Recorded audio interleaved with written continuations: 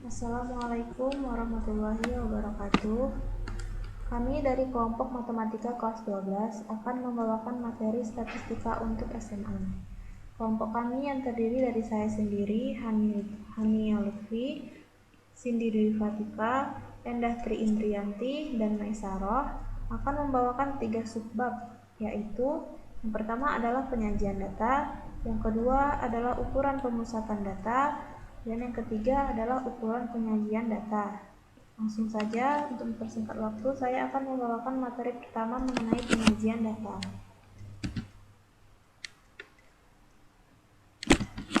Penyajian data yang pertama adalah data dapat disajikan menggunakan diagram garis.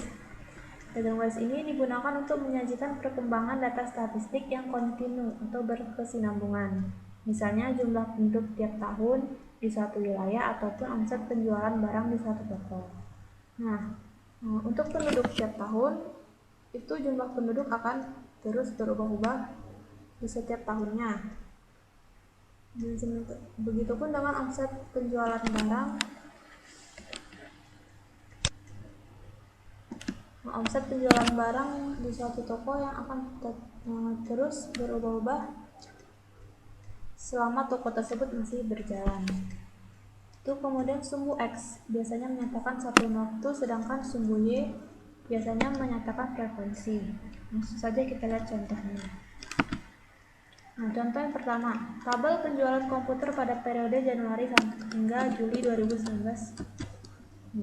Pada bulan Januari, penjualan komputer mencapai 10 unit, Februari 15 unit, Maret 30 unit, April 35 unit, Mei 25 unit, Juni 45 unit, dan Juli 60 unit.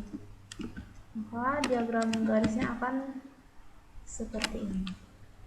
Nah, di sini dapat dilihat bahwa pada Januari sumbu X menyatakan satuan waktu yaitu Januari, Februari, Maret, April, Mei, Juni, dan Juli, sedangkan sumbu Y menyatakan frekuensinya atau jumlah penjualannya. Jadi kita lihat bahwa garisnya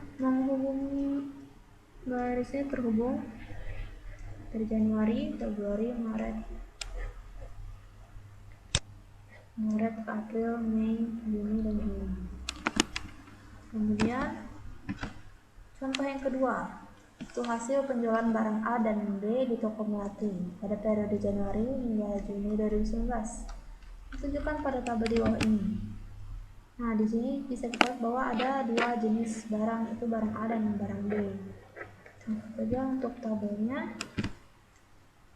Data ini dapat disajikan dalam tabel seperti berikut. Untuk jenis barang A, dia Januari 25, berarti dia Januari 25, berarti dia merupakan diagram basisnya yang biru ini. Januari, Februarinya ada 40, Maretnya 45, dan seterusnya. Sementara untuk barang B bisa dilihat pada garis yang merah. Ya. Ini disebut juga dengan diagram garis berganda. Untuk sumbu X dan Y-nya masih sama, bahwa sumbu X horizontalnya merupakan satuan waktu, sementara sumbu Y menyatakan frekuensi atau banyak penjualannya. Nah, yang kedua, data juga bisa disajikan dalam diagram lingkaran. Sebelum membuat diagram lingkaran, terlebih dahulu ditentukan besar presentasi tiap objek terhadap keseluruhan data dan besar sudut pusat vektor lingkaran yang sesuai.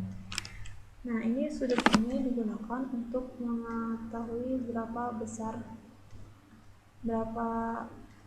daerah pada diagram lingkaran tersebut. Nah, ini contohnya. Data berikut menunjukkan peminat kegiatan ekstrakurikuler siswa kelas 12 di SMA Merdeka. Kegiatan olahraga ada 90 orang, PMR ada 60 orang, dan Paskibra ada 50 orang.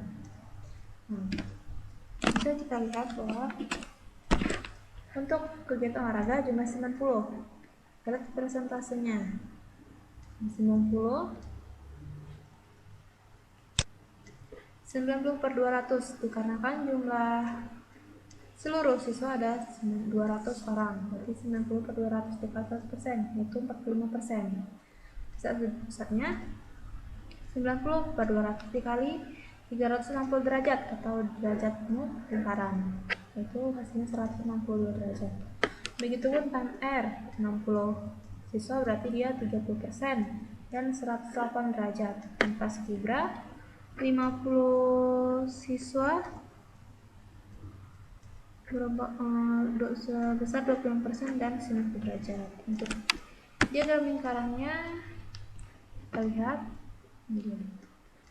Untuk olahraga 40%, dia hampir separuh ya, hampir 50%. Atau sudutnya, sudut ini besar 162 derajat.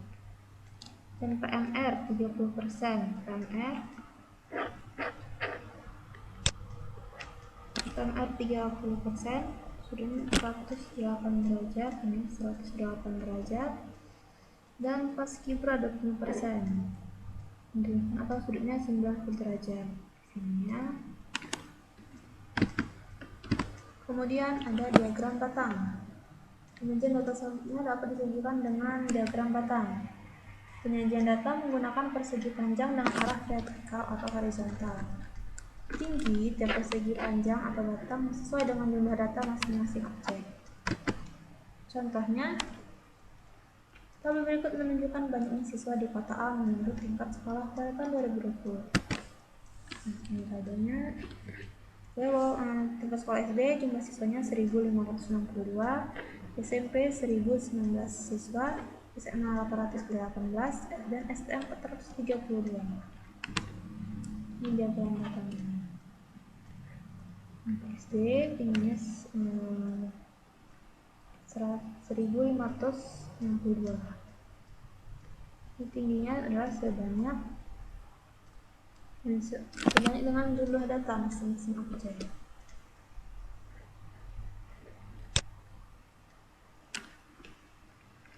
Kemudian yang keempat ada tabel distribusi frekuensi. Penyajian data berikutnya dapat disajikan dengan tabel distribusi frekuensi. Ini digunakan apabila jumlah data cukup besar, jumlahnya lebih dari 30 ya, karena tidak mungkin lagi digunakan dengan menggunakan diagram batang ataupun diagram garis ataupun dengan diagram lingkaran. Dan dibagi menjadi dua, yaitu tabel distribusi frekuensi tunggal dan distribusi frekuensi kelompok. Nah, di sini saya akan bahas tentang tabel distribusi frekuensi tunggal saja, dan distribusi frekuensi kelompoknya akan dibahas dengan teman saya di selanjutnya. Contohnya seperti berikut. Berikut ini data berat badan 40 siswa SD Merdeka dalam kilogram. Bisa dilihat bahwa jumlah datanya ada banyak, itu lebih dari 30. Nah, tabel distribusi frekuensinya adalah sebagai berikut.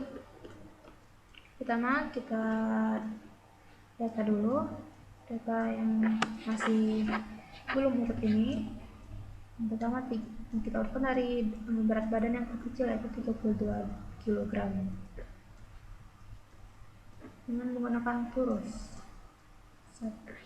Misalnya 32 ada 1, 2, 3, 4, kemudian 5,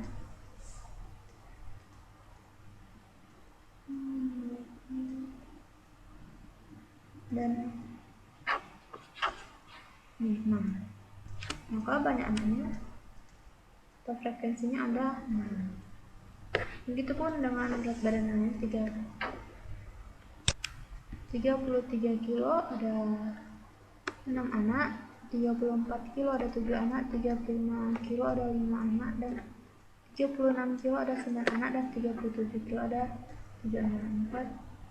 Jumlahnya jika ini tambahkan jumlahnya adalah 40 anak. Ya, saya rasa sekian dari saya. Untuk materi selanjutnya akan disampaikan oleh Cindy di Fatika. Terima kasih. Assalamualaikum warahmatullahi wabarakatuh.